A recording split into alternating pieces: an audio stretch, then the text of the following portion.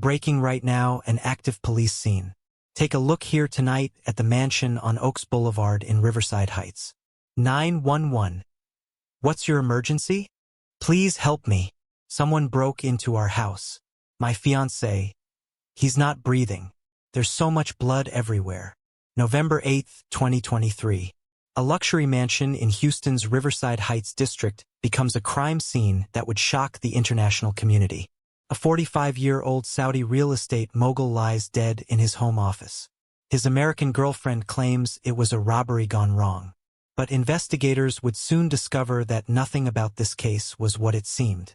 This is the story of Sheikh Tariq Al-Zahrani, a multimillionaire with a traditional wife in Saudi Arabia, a secret empire of children scattered across 9 countries, and a fatal weakness for American beauty. And this is the story of Scarlett Sterling, a woman whose charm masked a deadly obsession with wealth that would ultimately cost a man his life. What you're about to hear is a story of international romance, calculated deception, and cold-blooded murder that spans 3 continents and reveals the darkest depths of human greed. The call came in at exactly 10:33 p.m. on a Wednesday night. Houston Police Department dispatch received a frantic emergency call from 2847 Oaks Boulevard, a 15,000-square-foot mansion in Riverside Heights, one of the city's most exclusive enclaves where homes started at $8 million and neighbors included oil executives, professional athletes, and foreign investors whose wealth seemed as limitless as the Texas sky. The caller identified herself as Scarlett Sterling, 38 years old, returning home from a charity gala at the Meridian Hotel downtown. Her voice carried the particular pitch of genuine hysteria, the kind that veteran dispatchers had learned to distinguish from theatrical panic. She was screaming that someone had broken into the mansion, that her fiancé was bleeding, that she didn't know if the intruder was still inside. First responders arrived at 10:39 p.m. to find a scene that would be described in police reports as initially consistent with interrupted residential burglary resulting in homicide. The massive wrought iron gates stood open. Security lights illuminated a circular driveway where a black Mercedes S-Class sat with its driver's door open, engines still running. Scarlett Sterling stood in the driveway, her emerald evening gown stained with blood, her carefully styled hair disheveled, her face streaked with mascara and tears. Inside the mansion, paramedics found Sheikh Tariq Al-Zahrani in his private study, a room lined with floor-to-ceiling bookshelves and dominated by a massive mahogany desk that had cost more than most people's annual salaries. The Sheikh lay face down on an imported Persian rug worth $60,000, his head resting in a pool of blood that had soaked into intricate patterns woven by craftsmen into breeze. The cause of death was immediately apparent: severe blunt force trauma to the skull. Paramedic Joshua Martinez, a 15-year veteran who had seen more death than most people could imagine, would later testify that the Sheikh's injuries were consistent with at least 2 powerful strikes from a heavy object. The back of his skull had been crushed with such force that bone fragments were visible in the wound. Martinez pronounced Sheikh Tariq Al-Zahrani dead at the scene at 10:52 p.m. Detective Marcus Webb arrived 20 minutes later, summoned from his daughter's birthday dinner by a dispatch call that mentioned high-value victim, possible international complications. Webb was a 15-year veteran of Houston Homicide Division, a man whose weathered face and careful eyes had earned him a reputation for seeing details that other investigators missed. He had worked oil executive murders, cartel violence, domestic homicides in mansions and apartments alike. But something about this scene immediately triggered his professional instinct for deception. The first thing that bothered Detective Webb was the basement window. According to the initial responding officer's assessment, the perpetrator had entered through a window in the mansion's lower level, a narrow opening partially obscured by expensive landscaping. But when Webb examined the window with his flashlight, he found no tool marks on the frame, no scratches on the paint, no broken glass. The window was simply unlocked, opened from the inside. Even more telling, the cobwebs that stretched across the window's exterior edges were completely undisturbed, suggesting the window hadn't actually been opened in months. The second red flag was the security system. The mansion was equipped with a state-of-the-art alarm system installed by Sentinel Security Solutions, a company that specialized in protecting high-net-worth individuals. According to the system's digital log, The alarm had been deactivated at 7:32 p.m. using an authorized user code, not disabled by force or technical bypass, but properly deactivated using a code that only 3 people possessed: Sheikh Tariq, his housekeeper Maria Gonzalez, and Scarlett Sterling. When Detective Webb interviewed Maria Gonzalez that same night, she confirmed she had left the mansion at her usual time of 6 p.m. and had not returned. She had not used her security code. The third inconsistency was what the supposed burglar had stolen and what he had ignored. The Sheikh's study safe stood open, and approximately $25,000 in cash was missing. The Sheikh's laptop computer, a device his business assistant would later confirm never left the mansion, was also gone. But sitting on the desk, in plain view of anyone who had opened that safe, was a Patek Philippe watch worth $200,000. Hanging on the study walls were 3 original paintings by contemporary Middle Eastern artists valued at a combined $450,000. In the adjacent master bedroom, Scarlett's jewelry collection sat untouched in an unlocked armoire, pieces worth an estimated $120,000 clearly visible to anyone who had ransacked the bedroom as this intruder supposedly had. What kind of burglar steals cash and a laptop but ignores jewelry and artwork worth 10 times as much? What kind of burglar has the time and knowledge to properly deactivate an alarm system but then commits a murder that would bring every law enforcement agency in Houston down on his head? Detective Webb had seen enough staged crime scenes to recognize the pattern. This wasn't a random burglary interrupted by an unexpected homeowner. This was a murder disguised to look like a burglary, executed by someone who had access to the mansion, knowledge of the security systems, and a powerful motive to want Sheikh Tariq al-Zahrani dead. Scarlett Sterling's initial statement to police seemed perfectly straightforward. She had attended the Hope Foundation annual gala at the Meridian Hotel, a charity event where Houston's wealthy elite gathered to donate money to various causes while networking and being photographed for society pages. Scarlett had been on the event planning committee and had a speaking role during the evening's program. She had been photographed extensively, her presence documented by multiple witnesses throughout the evening. She claimed to have left the gala around 10:15 p.m. with a headache, drove the 15 minutes back to Riverside Heights, and discovered the horror when she entered through the front door. She had run to the study where Tariq often worked late into the night, found him bleeding on the floor, attempted to check for a pulse, and then called 911. Her story was simple, linear, and supported by multiple witnesses who confirmed her presence at the gala. But Detective Webb's suspicions only deepened when he examined Scarlett's background.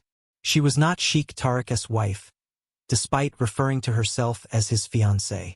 She was not Saudi Arabian or even Middle Eastern. She was born Scarlett and Walsh in Houston's economically depressed East Side neighborhood, had changed her last name legally to Sterling in 2016, and had a history that read like a professional gold digger's resume. The department's financial crimes unit, pulled in to analyze the Sheikh's business affairs, discovered that Scarlett had been granted signing authority on 8 of the Sheikh's Texas-based limited liability companies, corporate entities that collectively controlled real estate assets worth approximately $120 million. In the 6 months prior to the murder, Scarlett had transferred $2.3 million from these business accounts into her personal banking accounts, all described as property management consulting fees. When Webb's team interviewed David Rodriguez, the Sheikh's American attorney who managed his Texas legal affairs, Rodriguez expressed surprise at the fee amounts. Those numbers are about 400% above standard market rates for property management services, Rodriguez explained. But the Sheikh told me Scarlett was invaluable to his American operations, that she understood cultural nuances he couldn't navigate himself. He trusted her completely. But the case-breaking discovery came on November 12, 2023, when the department's digital forensics team finally cracked the encryption on Sheikh Tariq's cloud storage backup. What they found would transform this investigation from a murder case into an international scandal that would eventually involve attorneys from 9 different countries. The file was labeled simply, Family Arrangements Confidential. Inside was a meticulously organized spreadsheet tracking what appeared to be child support payments to 12 different women across 9 countries. Each entry contained a woman's name, a location, a birth year for a child, and a monthly payment amount ranging from $15,000 to $50,000. The payments were automated, flowing from a trust structure based in the Cayman Islands, with total annual support exceeding $4.8 million. Elena Volkov in London, Isabel Moreau in Paris, Lin Chun in Singapore, Carmen Rodriguez in New York, Yasmin Hassan in Dubai. The list continued through Los Angeles, Miami, Sydney, Barcelona, Tokyo, and Toronto. 12 women, 12 children, 12 secrets that Sheikh Tariq al-Zahrani had been maintaining with the same careful attention he applied to his real estate empire. But what made Detective Webb's blood run cold was the final entry in the spreadsheet, an entry marked with a red flag and a note that read, Houston payment pending confirmation. Contact Dr. Sarah Chan, Memorial City Medical Center, Obstetrics Department. Sheikh Tariq al-Zahrani hadn't just been hiding 12 secret children across the world. He had been in the process of creating a 13th, right here in Houston, in the same city where Scarlett Sterling believed she was going to become his wife and inherit his fortune. When Detective Webb pulled Dr. Sarah Chen's medical records through a court order, he found exactly what he expected to find. Dr. Chen, a 34-year-old fertility specialist, had given birth to a daughter in March 2023. The father was listed as K. al-Zahrani. The Sheikh had been visiting the child regularly since birth, making arrangements for the same kind of support structure he had created for his other 12 secret children. The timeline was devastating to any theory of Scarlett Sterling's innocence. The Sheikh's cloud storage access logs showed that someone had logged into his account using his credentials on December 15, 2022, from the Riverside Heights mansion at 11:47 p.m. The Sheikh himself had been in Saudi Arabia that entire week, attending family obligations. The IP address matched the mansion's home network. Someone with access to the Sheikh's laptop and passwords had discovered his secrets 9 months before his murder. Detective Webb sat in his office at 2 a.m. on November 13, reviewing the evidence that was mounting against Scarlett Sterling with the weight of mathematical certainty. A woman who stood to inherit nothing if she became the third wife of a man with 12 existing children and a 13th on the way. A woman with access to security codes and intimate knowledge of the mansion's layout. A woman who had been quietly siphoning millions from the Sheikh's business accounts. A woman whose alibi for the night of the murder was almost too perfect, too carefully constructed. The only question remaining was whether Scarlett Sterling had committed the murder herself or had hired someone to do it, while she established an unshakable alibi at Houston's most visible charity event of the season. To understand how Sheikh Tariq al-Zahrani died, we must first understand how he lived. Born in 1978 in the heart of Riyadh, Tariq grew up watching Saudi Arabia transform from a traditional desert kingdom into a modern economic powerhouse built on oil wealth that seemed to flow as endlessly as the sands that surrounded his family's compound. His childhood was spent in the particular luxury available only to families whose wealth predated the kingdom itself. Private tutors from Oxford and Cambridge taught him English, French, and Arabic with equal fluency before he reached his 10th birthday. Summer vacations were spent in Switzerland and London, where his father maintained apartments that cost more per month than most Saudi families earned in a year. Winter breaks meant ski resorts in the Alps where teenage princes and children of oil magnates learned that the world was theirs to purchase, enjoy, and eventually inherit. His father, Ibrahim al-Zahrani, was among the early oil investors who had recognized that the black liquid bubbling beneath Saudi sand could be transformed into generational wealth that would outlast any individual lifetime. Ibrahim hadn't just invested in oil directly. He had invested in the infrastructure that made oil extraction possible, buying construction companies, engineering firms, and eventually real estate that housed the foreign workers flooding into Saudi Arabia to build the impossible dreams of newly wealthy sheiks. By the time young Tariq reached university age, he had already inherited more than money. He had inherited an empire that his father had spent 40 years building across the Middle East. Hotels that dominated Riyadh's skyline, residential towers that housed thousands of families in Dubai and Abu Dhabi, commercial complexes that anchored entire business districts across the United Arab Emirates. The al-Zahrani family name appeared on buildings in 6 countries, and Tariq was being groomed to expand that legacy even further. But Tariq was more than just a wealthy heir coasting on his father's accomplishments. He possessed a sharp business mind that impressed even Ibrahim's most trusted advisors. Men who had watched dozens of rich young Saudis squander their inheritances on cars, parties, and foolish investments. While other wealthy young men spent their 20s racing Ferraris through Riyadh streets and flying to Monaco for weekend parties, Tariq spent his 20s earning an MBA from the London School of Economics and apprenticing himself to his father's business operations with the dedication of someone building rather than inheriting. His personal life reflected traditional Saudi values perfectly, at least on the surface. In 2002, at age 24, he married Amira al-Rashid, daughter of a prominent merchant family whose own wealth dated back 4 generations to the days when Riyadh was still a small trading post rather than a glittering metropolis. Their wedding was a social event that lasted 3 days, a celebration that cost more than most people would earn in a lifetime, bringing together families whose combined wealth could have funded small nations. Amira was everything a Saudi wife should be. Educated at King Saud University with a degree in literature, fluent in 4 languages, gracious in social situations, and devoted to family above all other considerations. She understood that her role was not to compete with her husband's business interests, but to create a stable family foundation that would allow him to focus on building their collective fortune. Their marriage produced 2 sons, Faisal in 2003 and Abdullah in 2005, boys who would eventually inherit the Al-Zurani Empire and carry their grandfather's legacy into the next generation. But what Tariq's family didn't understand, what even Amira couldn't recognize beneath her husband's proper traditional behavior, was that Tariq was becoming increasingly restless within the confines of Saudi cultural expectations. He loved his wife in the way one loves a trusted partner, with respect and appreciation for her role in his life.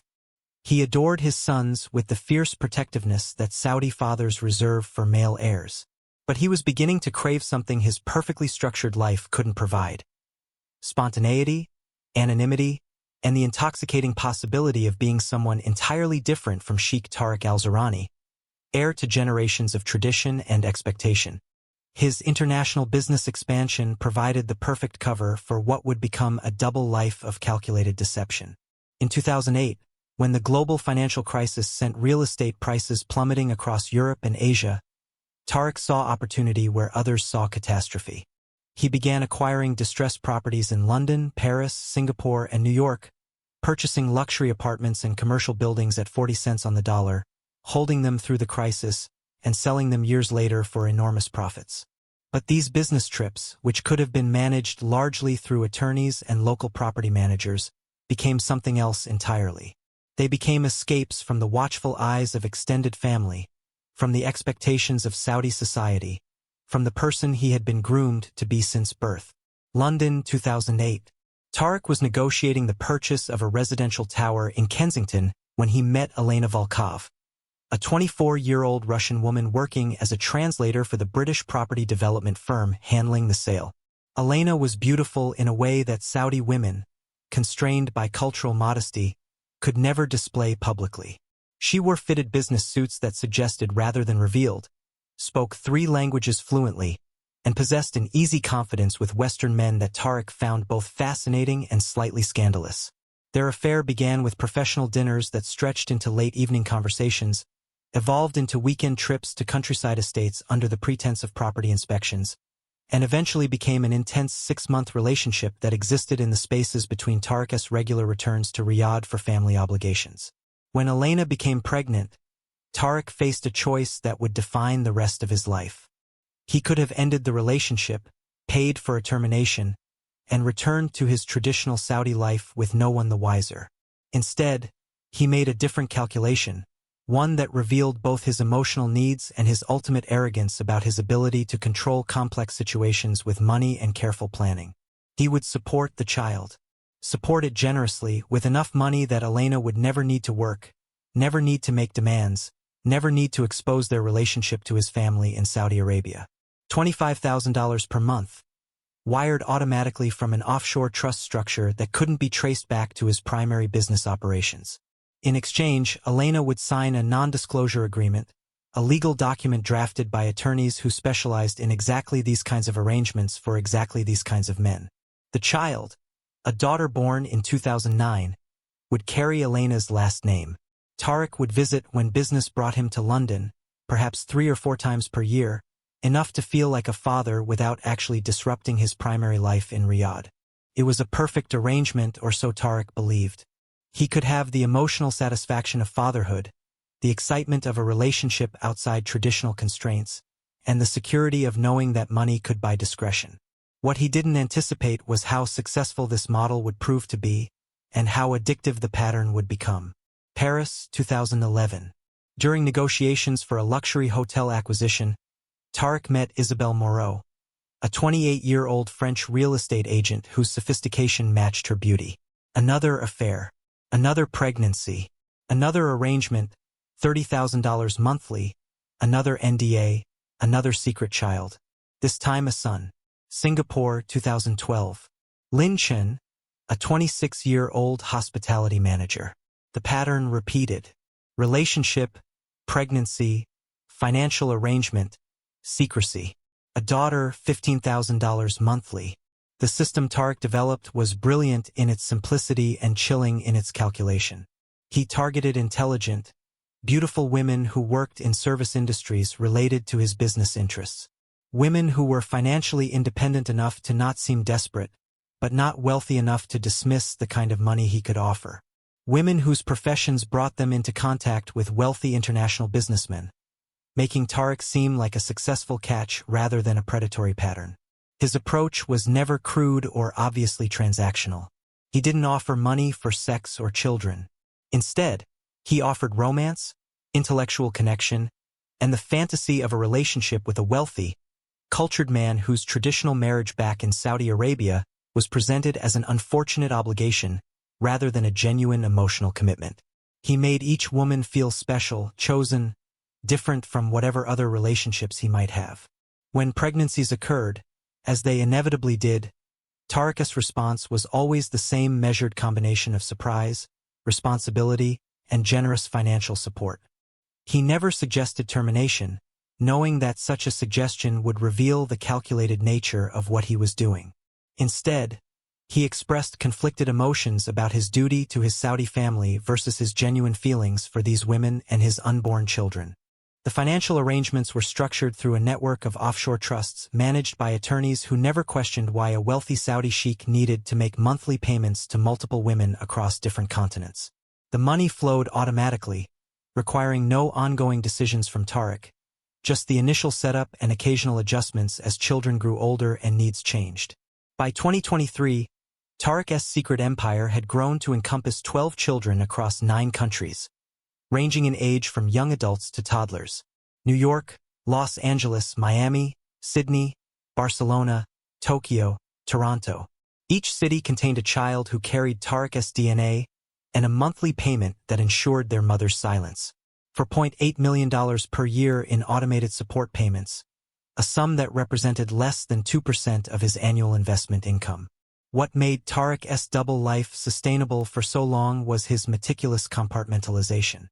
His wife Amira remained in Riyadh, managing charitable foundations and raising their 2 sons, who were now adults themselves, 20 and 21 years old, working in the family business and being groomed to eventually take over the Al-Zurani empire. Amira suspected nothing because Tariq's international business trips were entirely legitimate, supported by real property acquisitions and genuine business meetings. The 12 mothers never met each other, never compared notes, never realized they were part of a larger pattern. The NDAs they had signed included specific prohibitions against attempting to contact Sheikh Tariq's family or other business associates. The financial arrangements were generous enough that none of them felt motivated to violate those agreements and risk losing the income that supported their children's expensive private schools, comfortable homes, and secure futures. Tariq visited each child 2 to 3 times per year, timing his trips to coincide with legitimate business activities in their respective cities. He maintained apartments in London and New York, hotel suites he kept on permanent retainer in Paris and Singapore, creating a network of private spaces where he could live these separate lives without risk of exposure. But by 2020, Tariq was spending increasingly more time in the United States, particularly in Texas. He had identified the Houston real estate market as massively undervalued compared to similar markets in New York and California, seeing the same kind of opportunity in Texas that he had once seen in post-crisis European properties. Between 2018 and 2023, He had invested over $120 million in Texas real estate, acquiring apartment complexes, office buildings, and retail centers across Houston, Dallas, and Austin. In 2021, he purchased the Riverside Heights mansion for $8.5 million, a visible symbol of his growing American presence. Texas represented something more than just another investment opportunity. It represented freedom from the cultural observation that existed even in his London and Paris properties, where other wealthy Middle Eastern families maintained homes and where running into business associates was always possible. In Texas, Tariq could be simply another wealthy foreign investor, one of thousands who had discovered that Texas offered low taxes, business-friendly regulations, and the cultural anonymity that came from a state accustomed to welcoming rich outsiders. His extended stays in Houston, sometimes 6 months out of every year, raised no suspicions back in Riyadh because his Texas investments were genuinely profitable and genuinely required his personal attention. What his family didn't know was that Texas had also become the location of his 13th secret relationship, the one that would prove most dangerous because it overlapped with another relationship he was simultaneously developing, the one with Scarlett Sterling that would ultimately cost him his life. Dr. Sarah Chun was a 34-year-old fertility specialist working at Memorial City Medical Center, a Harvard-trained physician whose intelligence matched her beauty. Tariq met her in early 2022 when seeking treatment for a minor health concern, and their relationship developed with the same pattern he had established in 11 previous cities. Romance, intellectual connection, pregnancy, financial arrangement. Their daughter was born in March 2023, making her the 13th secret child in Tariq's hidden empire. But this time, the secret was harder to maintain because Tariq was spending so much time in Houston, visiting the baby weekly, establishing a level of paternal involvement that he had never achieved with his geographically distant children in Europe and Asia. It was this 13th relationship, this Houston-based secret, that would intersect catastrophically with his relationship with Scarlett Sterling. Because while Tariq was building his latest secret family, he was simultaneously building what he believed would be a legitimate business partnership and eventual marriage with a woman whose charm masked the most predatory instincts he had ever encountered. Neither of them understood in those early days of coffee meetings and gallery visits that they were beginning a relationship that would end with one of them dead and the other facing execution for capital murder. Scarlett and Walsh was born on a sweltering August morning in 1985 in Houston's East Side neighborhood, a place where survival often meant learning to recognize opportunity before it disappeared into the thick, humid air that made breathing feel like drowning. Her first cries echoed through the halls of Jefferson Davis Hospital, a public facility where her mother, Linda Walsh, had labored for 19 hours to bring her into a world that would demand everything from both of them. The East Side in the 1980s was a landscape of contradictions. Historic churches with peeling paint stood alongside liquor stores with bars on their windows. Families who had lived there for generations watched as crack cocaine and gang violence destroyed the fabric of communities that had survived segregation and economic depression. Children played in streets where gunshots could erupt without warning, while grandmothers sat on sagging porches keeping watch over anyone small enough to need protecting. Linda Walsh was one of those watchers, though she was barely more than a child herself. At 19, she was already raising Scarlett while working double shifts as a waitress at an all-night diner on Telephone Road, coming home with feet so swollen she could barely walk and tips that rarely exceeded $30 for 12 hours of work. Linda's own mother had cleaned houses for wealthy River Oaks families before diabetes took her feet and then her life, leaving behind stories of marble bathrooms larger than their entire apartment and closets filled with clothes worth more than a year's wages.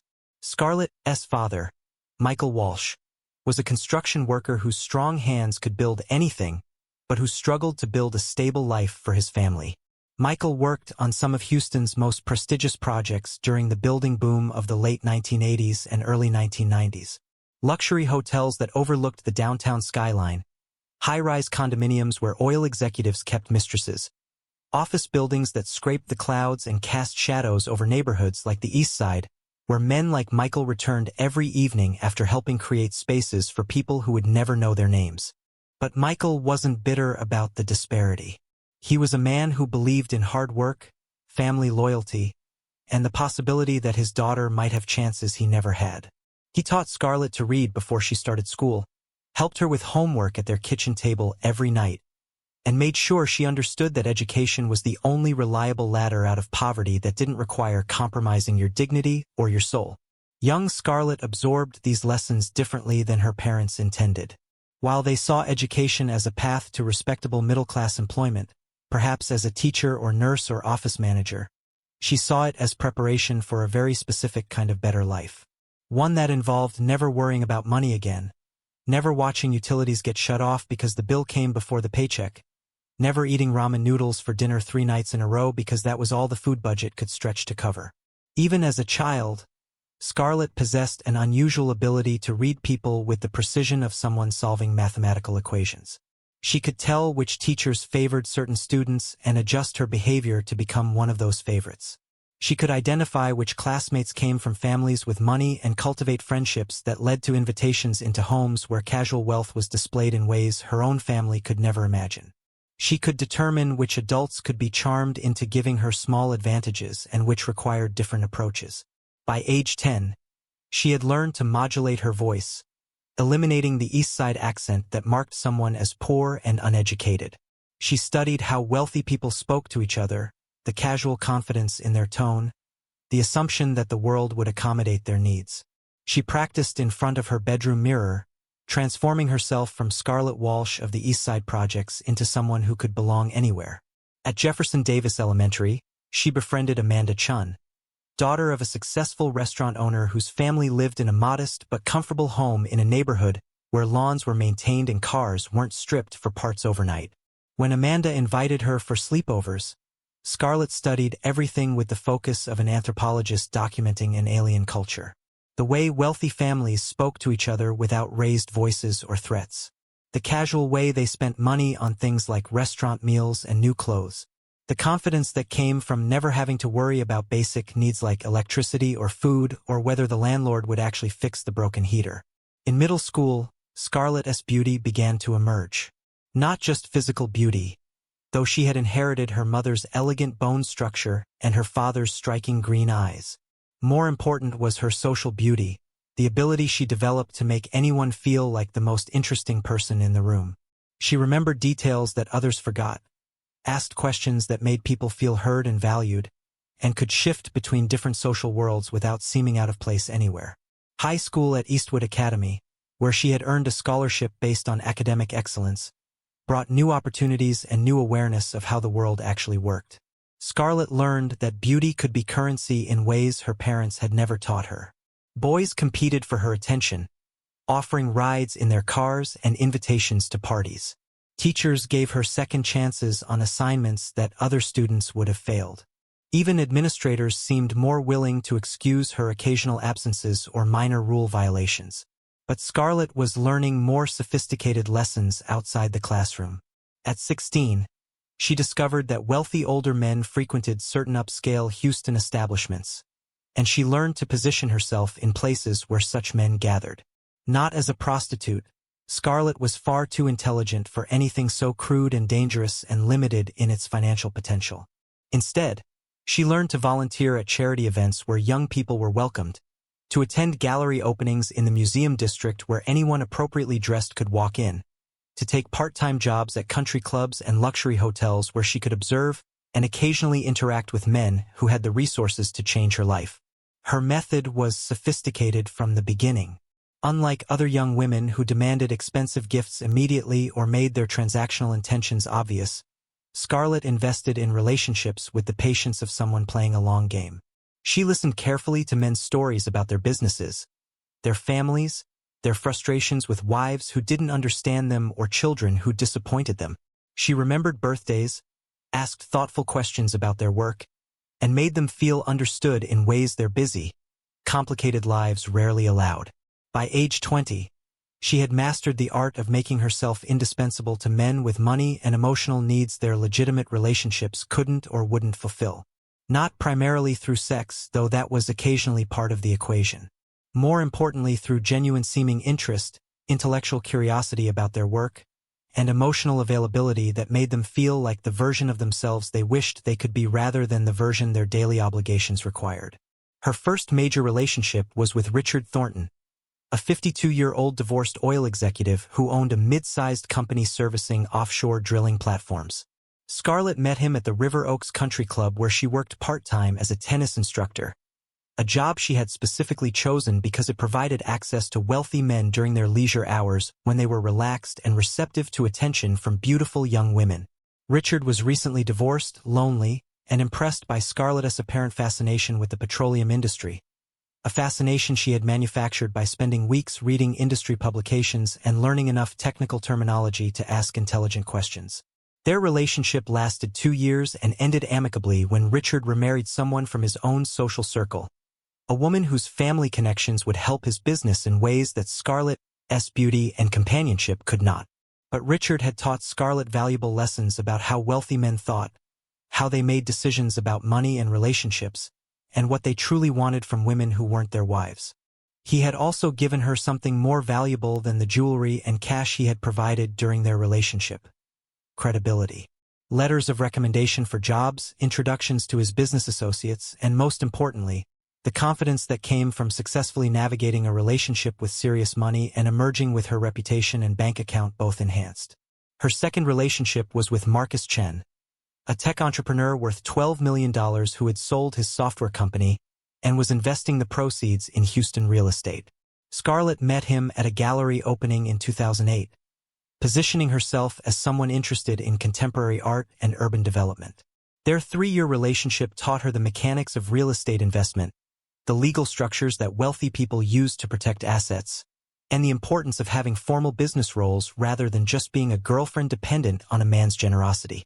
When that relationship ended in 2011, Scarlett walked away with $350,000 in settlement money, stock options that would eventually be worth another $100,000, and comprehensive knowledge of how real estate transactions worked in Texas. She had also legally changed her last name to Sterling, eliminating the Walsh surname that connected her to the East Side poverty she was determined to leave behind forever.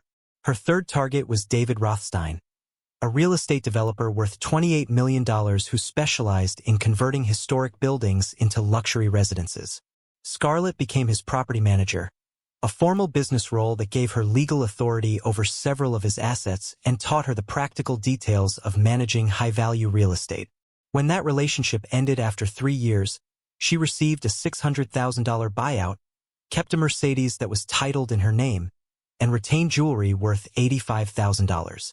But her fourth relationship with investment banker James Montgomery taught her the most important lesson of all: the limits of theft without proper legal cover. Scarlett had attempted to transfer assets from Montgomery's accounts using the business authority he had granted her, believing she could disguise the theft as legitimate fees. Montgomery's attorneys caught the discrepancies before significant damage occurred, and only Scarlett's agreement to return the money and sign a comprehensive non-disclosure agreement prevented criminal prosecution. The Montgomery failure was a turning point. Scarlett realized that simply having access to wealthy men's assets wasn't enough. She needed legal structures that would allow her to acquire wealth in ways that couldn't be challenged or reversed. She needed marriage, or something that functioned like marriage in terms of legal rights and inheritance claims. By 2022, Scarlett was 37 years old and increasingly desperate. She had accumulated approximately $1.2 million through her various relationships, a sum that seemed enormous compared to her childhood poverty, but was nowhere near enough to maintain the lifestyle she had grown accustomed to or to provide the permanent security she craved. Her beauty, while still striking, was beginning to show the first subtle signs of aging that would make competing with younger women increasingly difficult. She needed to find not just another wealthy boyfriend, but the final wealthy boyfriend. Someone whose resources were so vast that one successful relationship could set her up for life. Someone who was vulnerable in ways that her previous targets had not been. Someone whose cultural background or family situation might create opportunities for the kind of legal manipulation that would allow her to acquire wealth in ways that couldn't be challenged by attorneys or angry family members. Scarlett spent months researching Houston's international business community, identifying wealthy foreigners whose complex family structures might create exactly the vulnerabilities she needed to exploit. She attended business mixers, charity events, and gallery openings with the focused intensity of someone hunting for prey rather than socializing. She was sophisticated, experienced, beautiful, and increasingly desperate.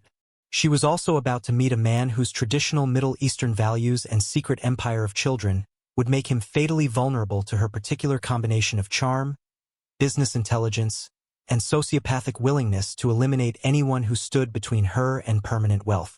March 12, 2022. The Platinum Tower business mixer occupied the entire 42nd floor of Houston's newest luxury high-rise, its floor-to-ceiling windows offering panoramic views of a city built on oil money and endless ambition.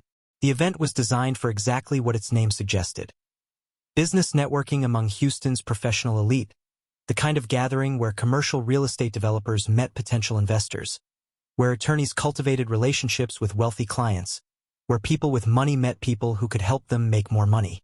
Scarlett Sterling had been attending events like this for 3 months, ever since her research had identified international real estate investors as her most promising targets. She had learned to recognize the signs of serious wealth versus people merely pretending to be wealthy.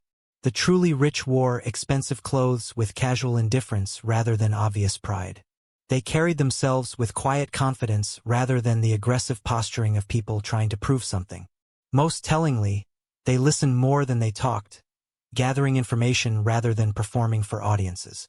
Sheikh Tariq al-Zurani entered the reception at 7:15 p.m., and Scarlett noticed him immediately. Not because he was the wealthiest-looking man present.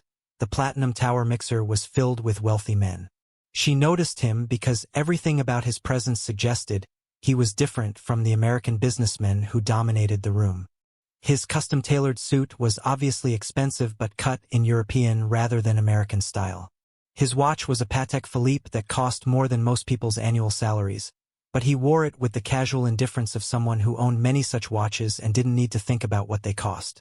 Most importantly, he carried himself with the particular isolation of someone who was culturally separate from everyone around him. He was polite, professional, clearly intelligent.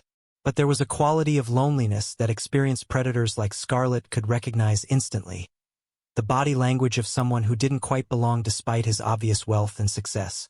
Scarlett had already researched Sheikh Tariq extensively before this evening. She knew he had invested over $100 million in Texas real estate over the past 4 years.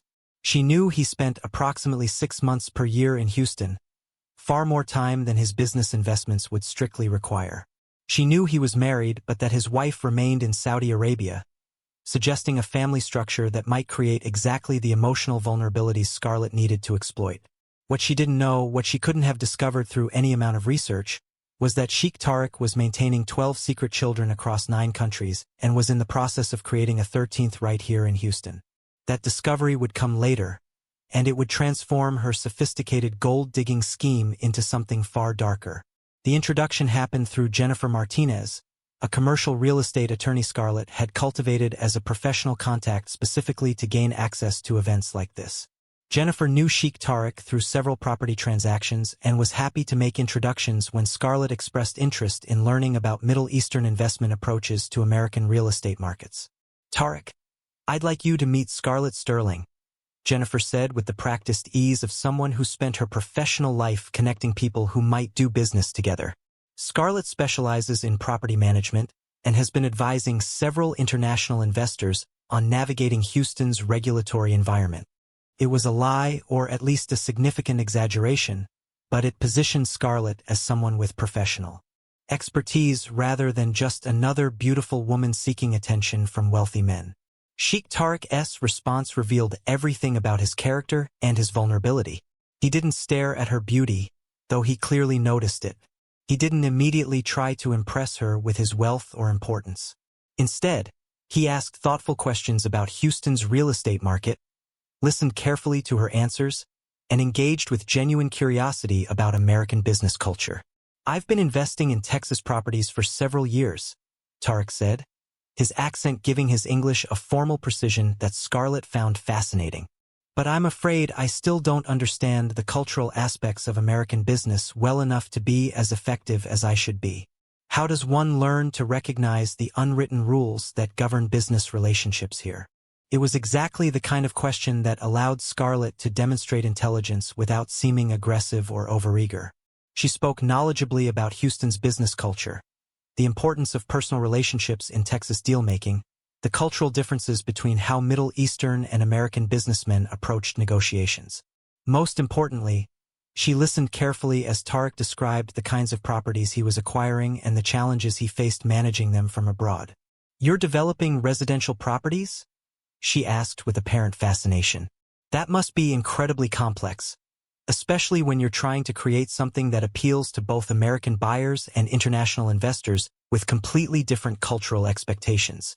The conversation continued for 40 minutes, long enough for Tariq to understand that this woman possessed genuine intelligence and cultural sophistication, long enough for Scarlett to recognize that Tariq represented exactly the opportunity she had been seeking. A wealthy foreign investor with obvious loneliness despite his success, traditional cultural values that might make him less suspicious of an American woman's interest in his business affairs, and most importantly, enough wealth that one successful relationship could set her up for life. When Jennifer finally excused herself to speak with other clients, Tariq asked Scarlett a question that would seal his fate. "Miss Sterling, would you be interested in consulting on some property acquisitions I'm considering? You seem to have excellent understanding of both the Houston market and the cultural factors that might affect international investments." 3 days later, Tariq's phone contained Scarlett's number. 1 week later, he called her to discuss a potential consulting arrangement. Within 2 weeks, they had met for coffee 3 times to discuss his Texas real estate portfolio. Within a month, they had moved far beyond discussions of real estate. The relationship developed with a careful rhythm that revealed both Tariq's traditional values and Scarlett's strategic patience. Unlike her previous relationships with American businessmen who were eager to establish romantic and sexual connections quickly, Tariq required a completely different approach. He was not a divorced man seeking to recapture his youth, nor a bachelor afraid of commitment. He was a married Muslim man whose cultural background made any relationship with an American woman extraordinarily complicated and potentially scandalous. Scarlett understood instinctively that pressuring Tariq or moving too quickly would destroy her chances entirely. Instead, she positioned herself as someone who respected his cultural complexity while offering something his traditional life couldn't provide: intellectual partnership with a woman who understood American business culture and could help him succeed in markets where cultural differences created constant challenges. Their early meetings followed a pattern that became increasingly important to both of them. Tariq would call or text when he was in Houston, usually with a legitimate business reason for meeting. Gallery openings where Scarlett's manufactured art expertise was genuinely helpful. Business lunches where she could explain American cultural nuances that might affect his real estate investments. Property inspections where her presence helped him communicate more effectively with American contractors who sometimes struggled to understand his formal English or traditional Middle Eastern business expectations. What made these meetings dangerous for Tariq was how natural they felt. Scarlett never made demands on his time or attention. She never asked personal questions about his family or expressed jealousy about his wife in Saudi Arabia. Instead, she made herself indispensable by being consistently available, intellectually stimulating, and most importantly, completely understanding of his complex cultural situation. By June 2022, their meetings had acquired an intimacy that neither acknowledged directly. Tariq began sharing details about his business challenges that he had never discussed with anyone outside his family. The difficulties of managing properties across multiple continents, the cultural barriers he faced when dealing with American city officials who sometimes treated foreign investors with subtle suspicion, his dreams of creating architectural projects that would blend Middle Eastern aesthetics with American functionality. Scarlett listened to everything with apparent fascination, asking intelligent questions and offering insights that were genuinely helpful. But she was also gathering intelligence about Tariq's business operations, family dynamics, and most importantly, his emotional vulnerabilities.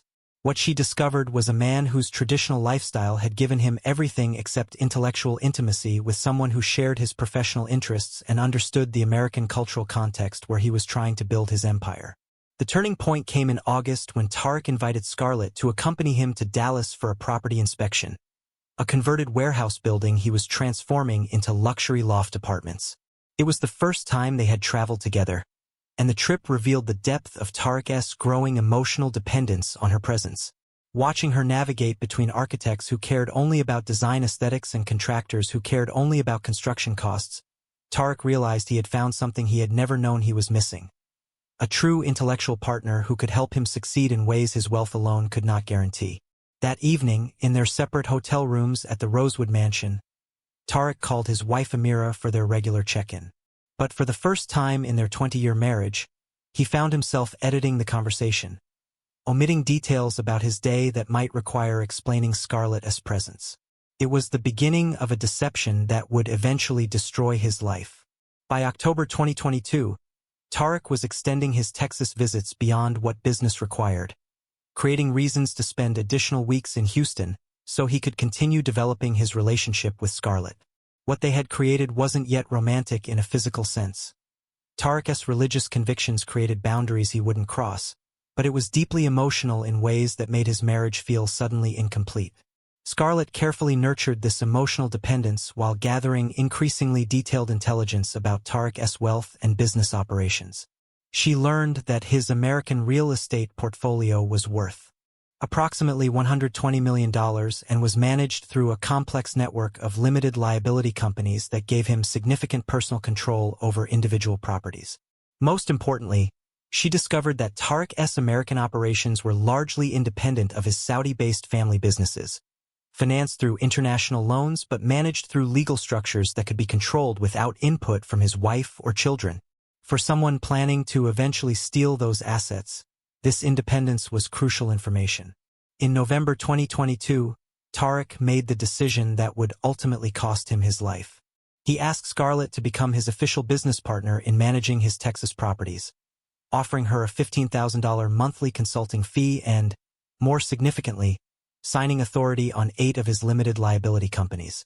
It was a grant of enormous financial power, and Tariq made it because he trusted Scarlett's judgment in matters that could affect millions of dollars of his investments. Scarlett accepted with appropriate gratitude while privately understanding that she now had legal access to assets worth over $50 million. But she also understood that mere access wasn't enough. As Tariq's business partner or even as his girlfriend, she would have limited legal claims on his wealth.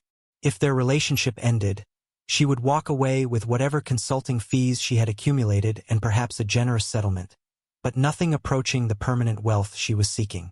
She needed marriage or inheritance rights that functioned like marriage. She needed Tariq to either make her his wife or to die in circumstances that would allow her to claim his assets before his legitimate family could mobilize to protect them. December 15, 2022. Tariq was in Saudi Arabia attending family obligations, a 2-week visit during which he would celebrate his son Abdullah's university graduation and attend various social events with extended family. Scarlett was alone in the Riverside Heights mansion, ostensibly managing some property-related paperwork that Tariq had asked her to review. But what Scarlett was actually doing, late that night when the mansion staff had long since departed, was searching through Tariq's private office with the methodical thoroughness of someone conducting industrial espionage. She had observed Tariq entering his laptop password enough times to recognize the pattern. Faisal 2003, his eldest son's name and birth year. She opened the laptop and began exploring files that Tariq had believed were protected by encryption and trust. The file labeled Family Arrangements, Confidential, contained a spreadsheet that would change everything Scarlett had planned. 12 women's names, 12 different cities across 9 countries, 12 children with birth years ranging from 2009 to 2020. Monthly support payments totaling $400,000, $4.8 million annually. A systematic record of Sheikh Tariq al-Zahran's secret empire of children, meticulously documented with the same attention to detail he applied to his business operations. Scarlett's initial response was pure shock, a physical sensation like being struck in the chest. The man she had believed was lonely and isolated actually had 12 children beyond his 2 legitimate Saudi sons. The man she had believed would see her as special, as different from his traditional wife, had actually created the same pattern of romance and financial support 13 times before her. But shock quickly transformed into rage, and rage into the cold calculation that had always been Scarlett's most dangerous characteristic. She scrolled through the spreadsheet, reading names and locations, calculating the financial implications of what she was discovering. Islamic inheritance law would divide Tariq's estate among all his children. 14 children, 2 in Saudi Arabia plus 12 secrets. would each receive a portion of an estate worth approximately $340 million. Scarlett did the mathematics with sick precision. If she married Tariq as his third wife, she might receive some support in his will, but the bulk of his estate would be divided among 14 children. Her share, if she received anything at all, would be a tiny fraction of the wealth she had believed she was positioning herself to inherit. But what made Scarlett's blood turn cold was the final entry in the spreadsheet, marked with a red flag and a note that read, Houston payment pending confirmation.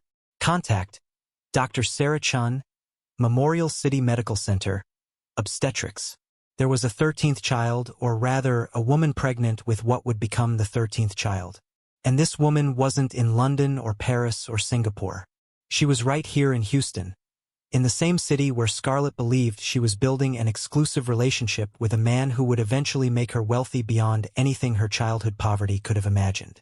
Scarlett opened the subfolder linked to Dr. Sarah Chen's entry and found medical records that confirmed everything she feared. Pregnancy confirmed in July 2022, the same month Scarlett and Tariq had begun developing romantic feelings for each other. Due date in March 2023.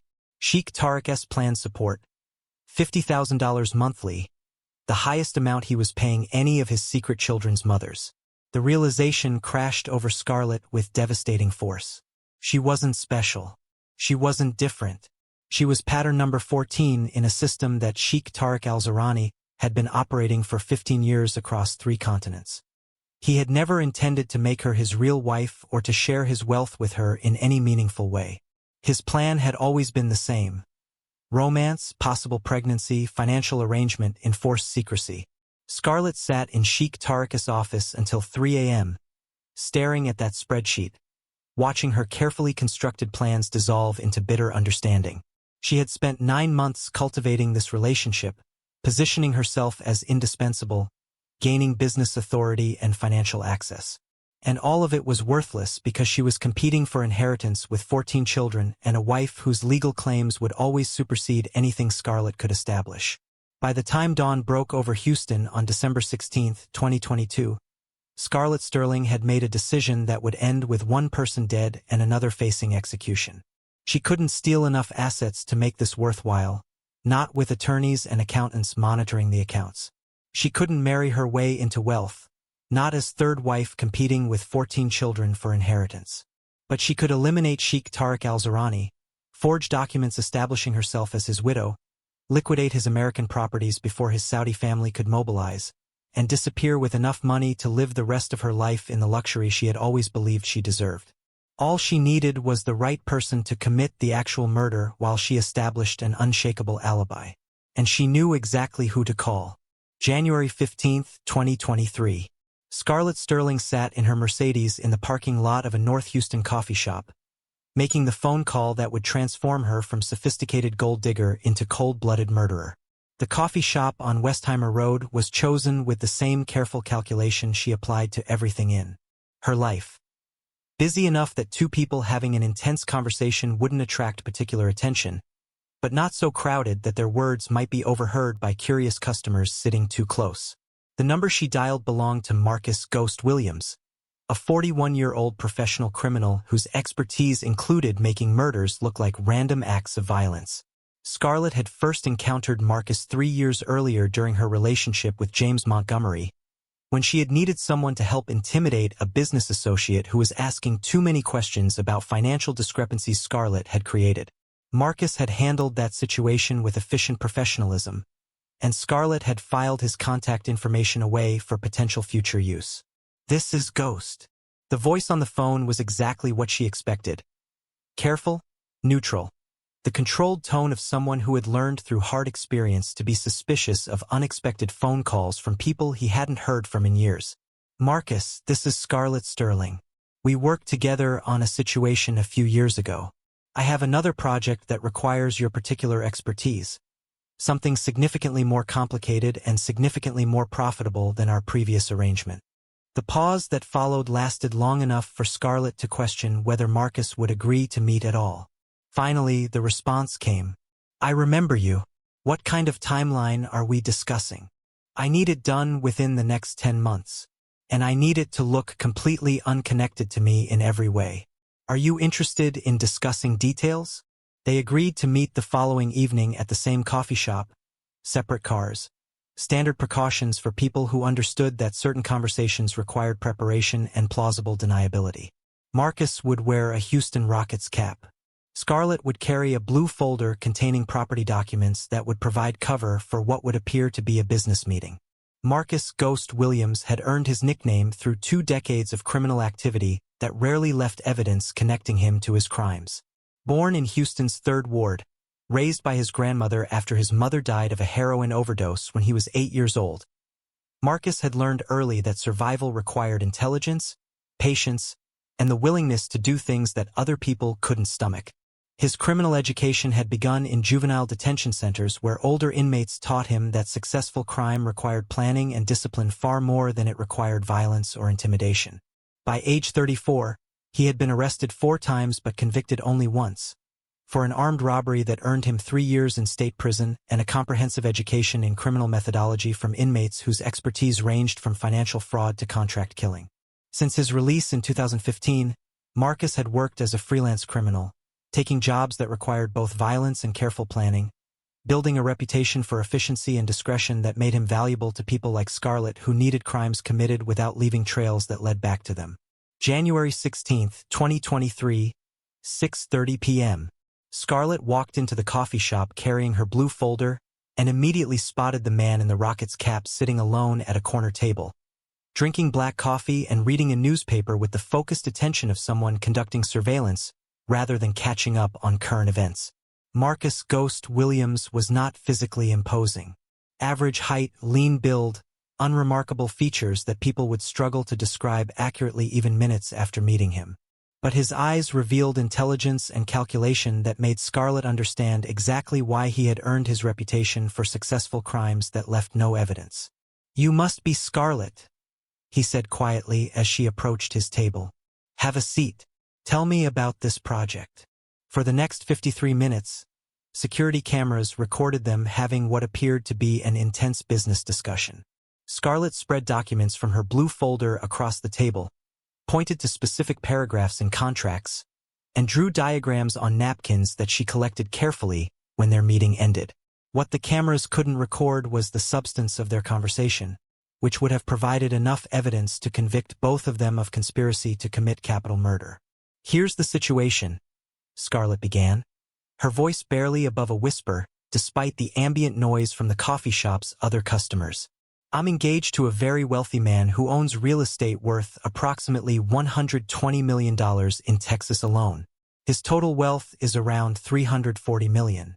He trusts me completely, has given me legal authority to manage several of his properties, and has structured his business operations so that I have signing authority on accounts containing millions of dollars."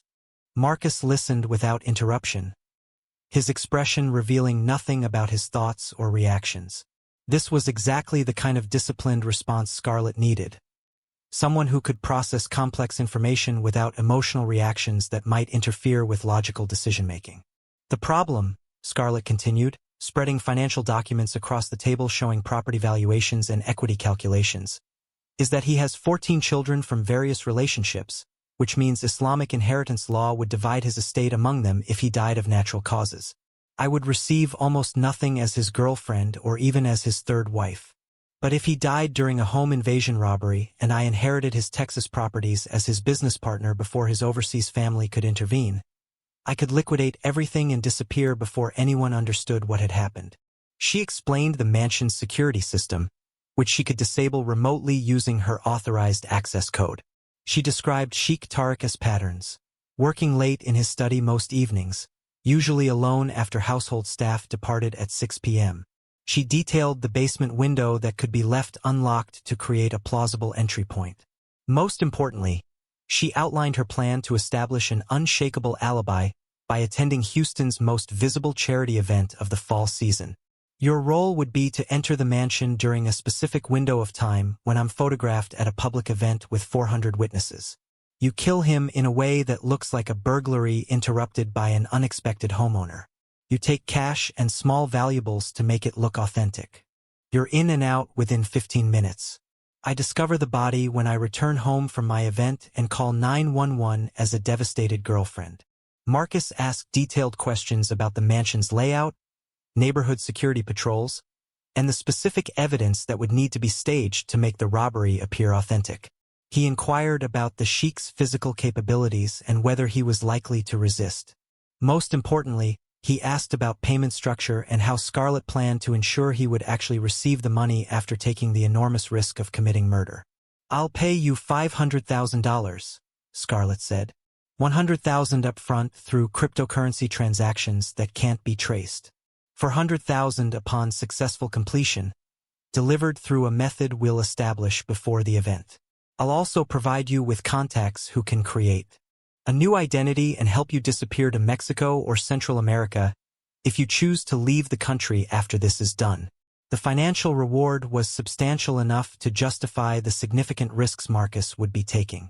The victim was isolated enough during the proposed time window to make success highly likely, and Scarlett's plan was sophisticated enough to minimize the chances of being caught, provided both of them executed their roles with precision.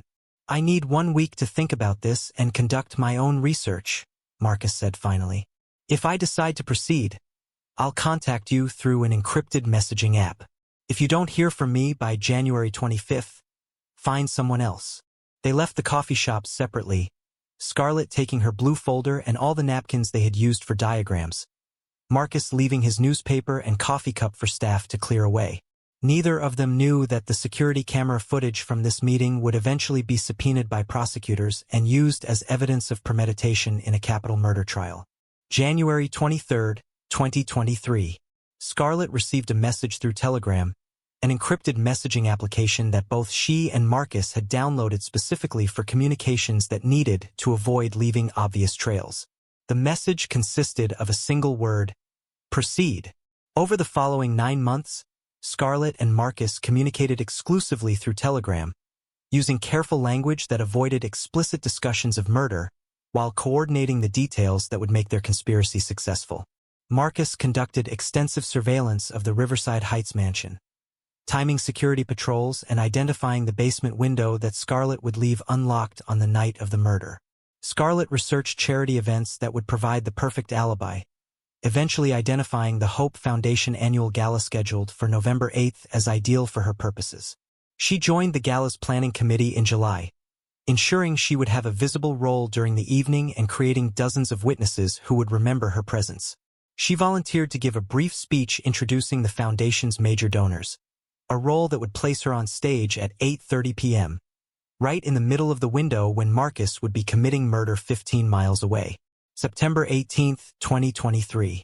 Scarlett transferred $100,000 through a series of cryptocurrency exchanges, converting US dollars into Bitcoin, then into Ethereum, then into another privacy-focused cryptocurrency called Monero, finally depositing the funds into a digital wallet whose ownership couldn't be traced back to her through conventional banking investigations. Marcus confirmed receipt of the payment and began finalizing preparations for the murder. October 15, 2023. Scarlett and Marcus met one final time, in a parking garage at Houston's Galleria Mall, having a 3-minute conversation next to Scarlett's Mercedes, while appearing to any security cameras as two people having a brief business discussion. Marcus confirmed he had purchased the weapon he would use, a fireplace poker identical to one already present in Sheikh Tariq's study, and had identified his escape route through neighborhoods where security cameras were minimal. Scarlett confirmed the timing: November 8th, between 9:30 and 10 p.m., when she would be visibly present at the Meridian Hotel Gala and Sheikh Tariq would be alone in his study. "After this, we never communicate again," Scarlett said. "The $400,000 will be delivered to a location you specify after the job is completed and after I've verified that the investigation hasn't connected either of us. You disappear. I liquidate properties and disappear. We never see each other again." Marcus nodded once and walked away without another word, disappearing into the Galleria's crowd like the ghost his nickname suggested. November 8th, 2023. The day of execution arrived with the bright clarity of Houston autumn, temperatures in the low 70s and a cloudless sky that would later seem like cruel irony given what would happen after darkness fell. Scarlett spent the day in careful preparation, not of the murder itself, That was Marcus's responsibility, but of the performance she would need to deliver. She had her hair and makeup done at an expensive salon, creating the appearance of someone preparing for a glamorous evening rather than orchestrating a killing. She dressed in an emerald evening gown that would photograph beautifully and be remembered by witnesses. She arrived at the Meridian Hotel at exactly 6 p.m., signed in with event coordinators, and began working the room with the social skills she had spent 20 years perfecting. At 7:30 p.m., 15 miles away in Riverside Heights, Marcus Williams entered the mansion's basement through a window that Scarlett had unlocked that afternoon during what appeared to be a routine visit to drop off documents for Sheikh Tariq's review. Marcus wore gloves, shoe covers, and clothing that left no fibers. He carried the fireplace poker wrapped in plastic, a weapon he would leave at the scene after ensuring it bore no fingerprints or DNA that could connect him to the crime. At 8:30 p.m., Scarlett stood on the Meridian Hotel ballroom stage, illuminated by spotlights, photographed by multiple cameras, introducing the Hope Foundation's major donors with the warm charm that made everyone in the room believe she genuinely cared about charitable work rather than using this event as cover for murder. At 9:51 p.m., Marcus entered Sheikh Tariq's study. The Sheikh looked up from the property documents he was reviewing, his expression transforming from mild curiosity to sudden fear as he recognized that the man standing in his doorway was not someone who should be in his home. "Who are you? How did you?" The fireplace poker struck his skull with devastating force, the single blow delivered with enough violence to ensure unconsciousness. A second blow, equally powerful, ensured that Sheikh Tariq al-Zurani would never regain consciousness, never call for help, never have the opportunity to identify his killer. Marcus worked quickly, ransacking the study with practiced efficiency, opening the safe using the combination Scarlett had provided, removing $25,000 in cash and Sheikh Tariq's laptop computer. He took jewelry from the bedroom, grabbed electronics that would make the robbery appear authentic, and left through the same basement window he had entered, pulling it closed behind him but leaving it unlocked to support the story of how he had gained entry. At 10:15 p.m., Scarlett excused herself from the gala, telling multiple people she had developed a severe headache and needed to go home. Her early departure was noted by at least 20 witnesses, all of whom would later confirm to police that Scarlett had seemed genuinely unwell and had apologized repeatedly for leaving before the event ended. At 10:33 p.m., Scarlett dialed 911 from the mansion's driveway, her voice carrying the particular pitch of genuine hysteria that would convince even experienced dispatchers that they were hearing a woman who had just discovered something horrifying. 911. "What's your emergency? Please help me. Someone broke into our house. My fiancé. He's not breathing. There's so much blood everywhere." The performance was flawless. Scarlett had covered her evening gown with Sheikh Tariq's blood by embracing his body before calling police, creating physical evidence of her devastation. Her grief appeared, completely authentic to the first responders who arrived minutes later. Even Detective Marcus Webb, whose professional instinct for deception had been honed by 15 years of homicide investigations, initially felt sympathy for what appeared to be an innocent woman whose wealthy boyfriend had been killed during a random home invasion. But that sympathy would last less than 24 hours, because Detective Webb had seen enough staged crime scenes to recognize the pattern.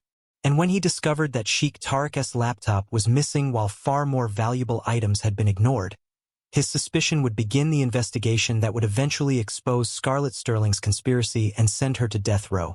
November 9, 2023, 6 a.m.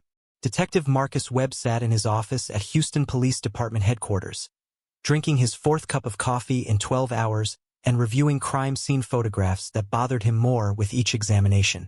The Riverside Heights mansion murder had all the surface characteristics of a home invasion robbery interrupted by an unexpected victim, but the details refused to align in ways that made logical sense. The basement window entry point was bothering him most.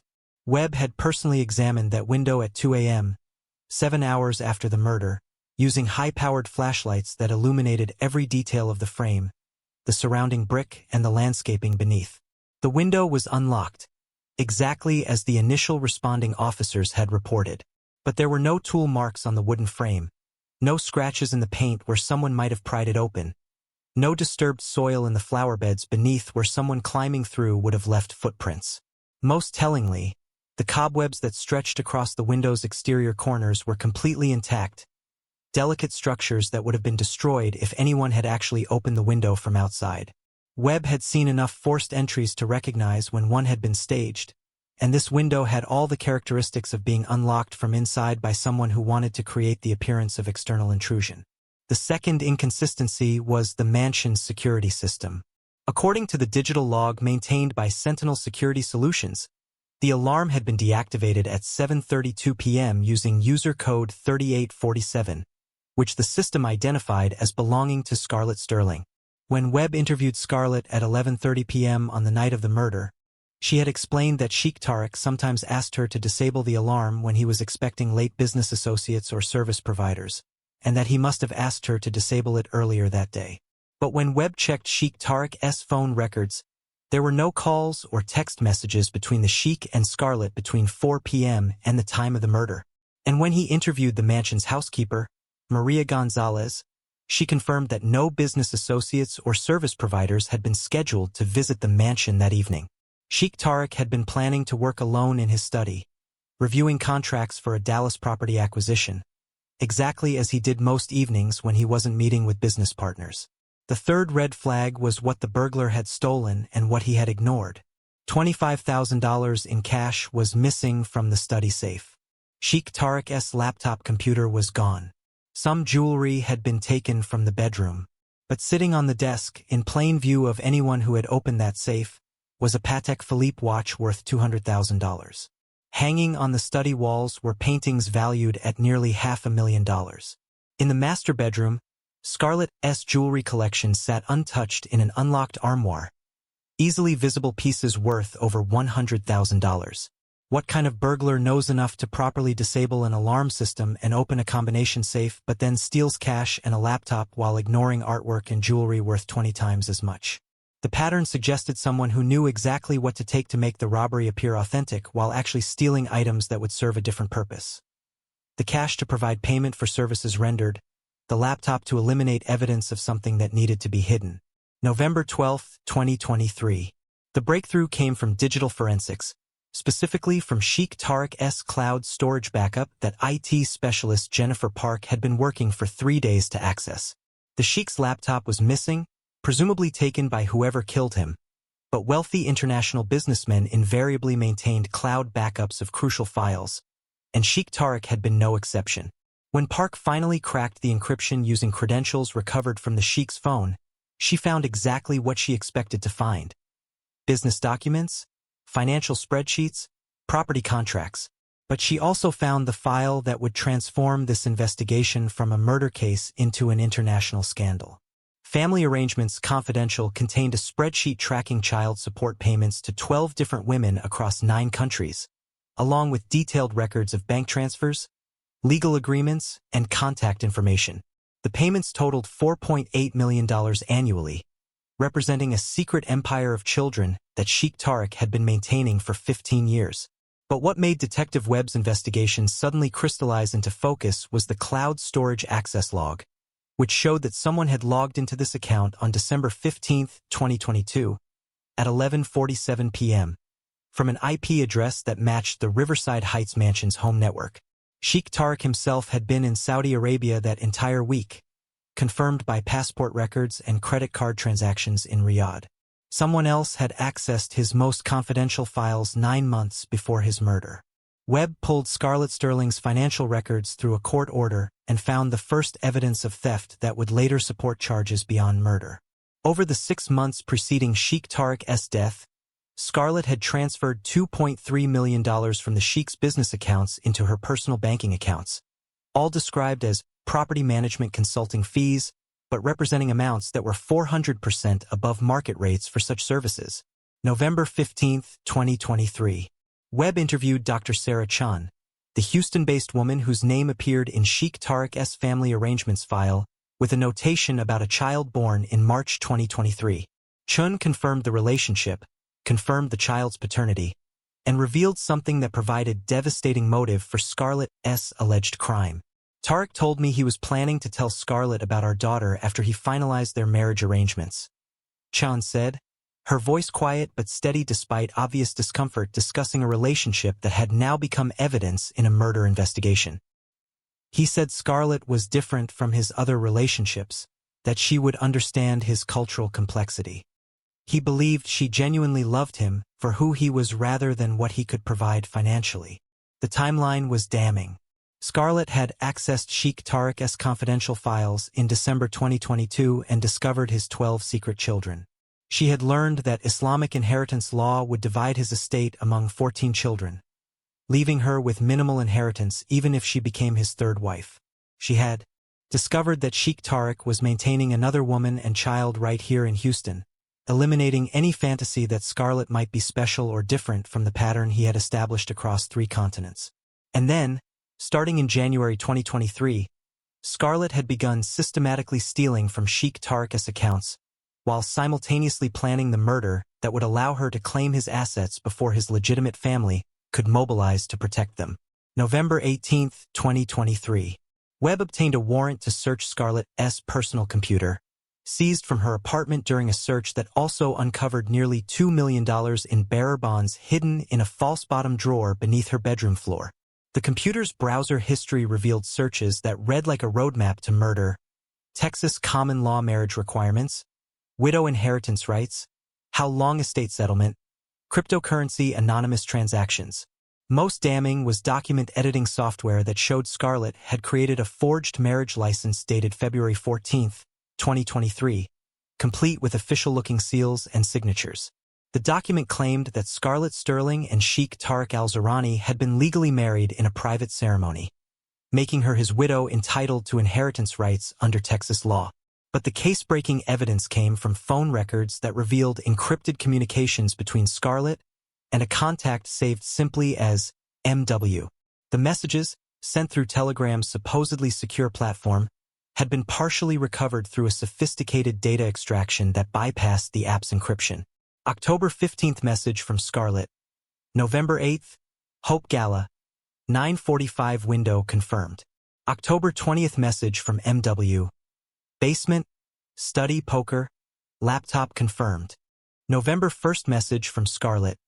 100K confirmed, 400K on completion. Detective Webb knew exactly who MW was: Marcus Ghost Williams, a convicted felon with a history of violent crimes who Webb had unsuccessfully tried to connect to 3 previous murders that had all the characteristics of professional hits disguised as robberies.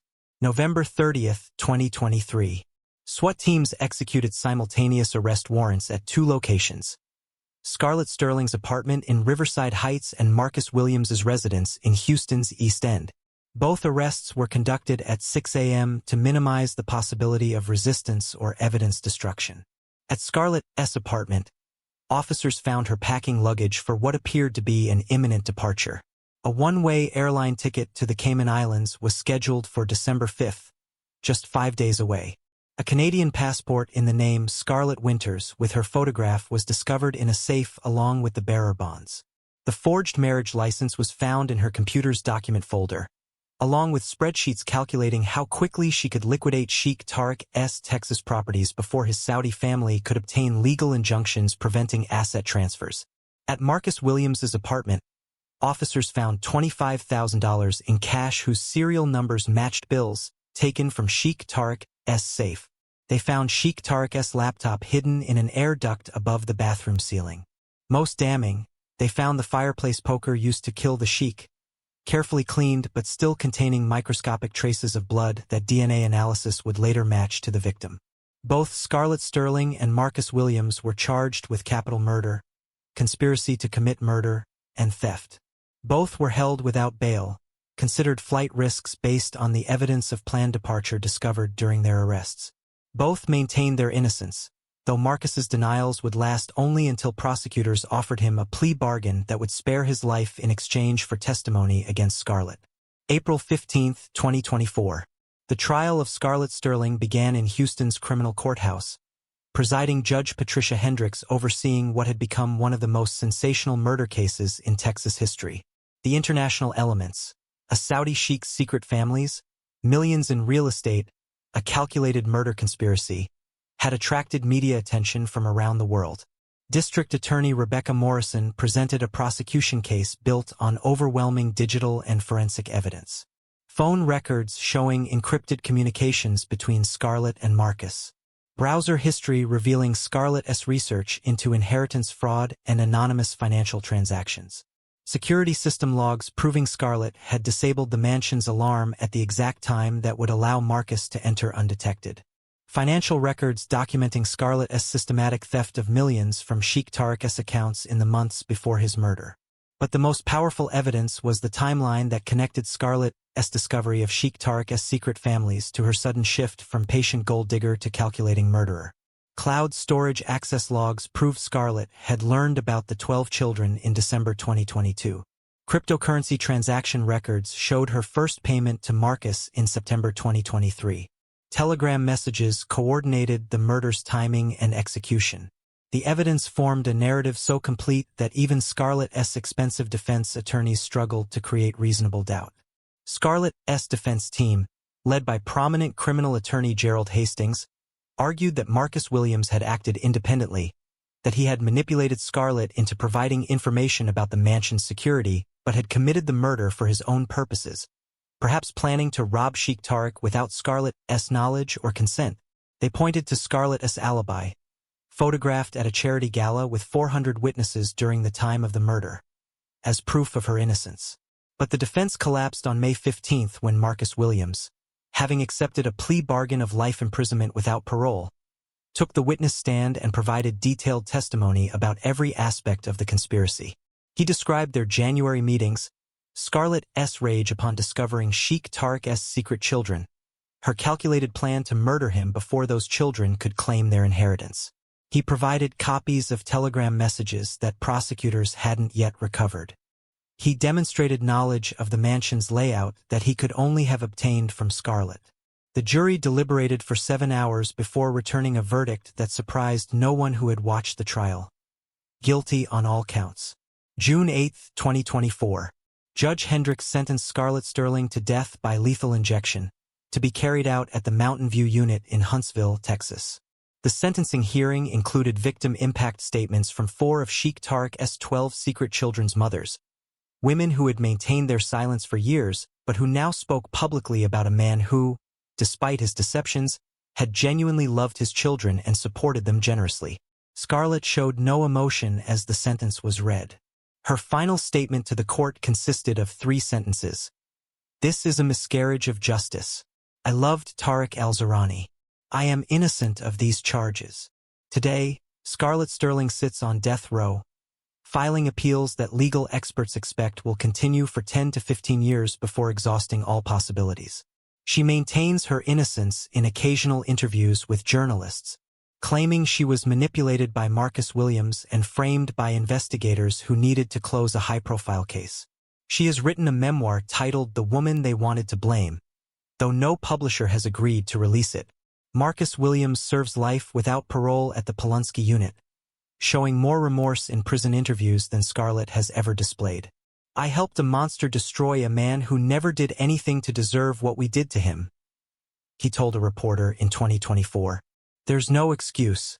I deserve to die in here."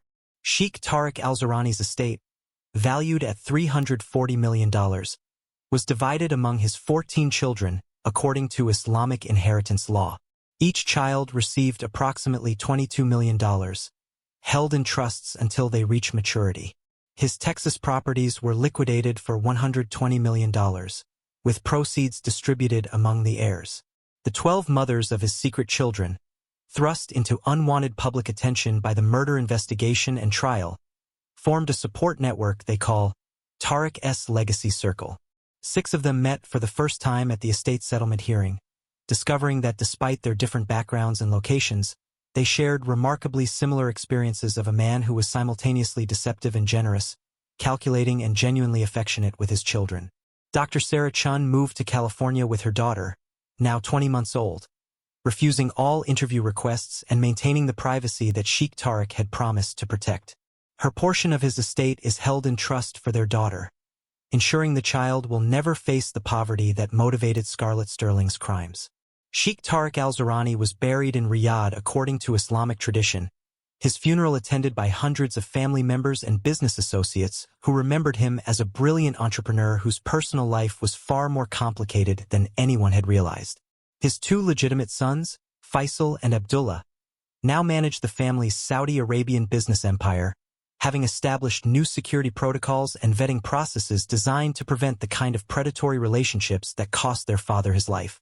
The case of Sheikh Tariq al-Zurani and Scarlett Sterling reveals the deadly intersection of greed, deception, and cultural misunderstanding. A traditional man from a conservative society, Tariq failed to recognize that his pattern of creating secret families would eventually collide with a predator sophisticated enough to discover his secrets and ruthless enough to eliminate him rather than accept a diminished share of his wealth. For Scarlett Sterling, beauty and intelligence were weapons in a war against the poverty of her childhood. Tools she wielded with increasing ruthlessness until she crossed the line from theft to murder. Justice may move slowly through appeals and legal procedures, but in this case it has been absolute. The woman who thought she had planned the perfect murder discovered that digital evidence, financial records, and encrypted messages create trails that investigators can follow with devastating precision. The man who believed that money could buy secrecy learned too late that secrets have a way of destroying the people who keep them. In a world where anyone can be a predator and everyone leaves digital footprints, awareness remains the only reliable defense against those who see human relationships as transactions to be exploited for profit. The warning signs are there if you know how to look for them. Don't let charm blind you to calculation. Don't let beauty distract you from predatory patterns. And remember that the deadliest criminals are often the ones who look least dangerous, who smile while they plan your destruction, who embrace you while they sharpen the knife.